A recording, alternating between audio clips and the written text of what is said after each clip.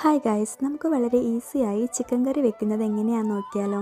അതിനായി ആദ്യം വേണ്ടത് സവാള, തക്കാളി, ചിക്കൻ മസാല, പച്ചമുളക്, കുരുമുളക് പൊടി, ഇഞ്ചി വെളുത്തുള്ളി ചതച്ചത്, കറിവേപ്പില, മല്ലിപ്പൊടി, മഞ്ഞൾപ്പൊടി, കാശ്മീരി മുളക് പൊടി, ഉപ്പ്.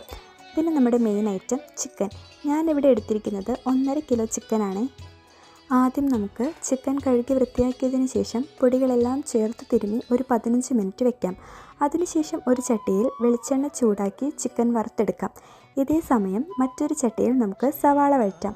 ഉപ്പിട്ട് കൊടുത്താൽ സവാള പെട്ടെന്ന് വഴറ്റി കിട്ടും. ചിക്കൻ വറുത്ത് വരുമ്പോഴേക്കും നമുക്ക് ഗ്രേവി തയ്യാറാക്കാം.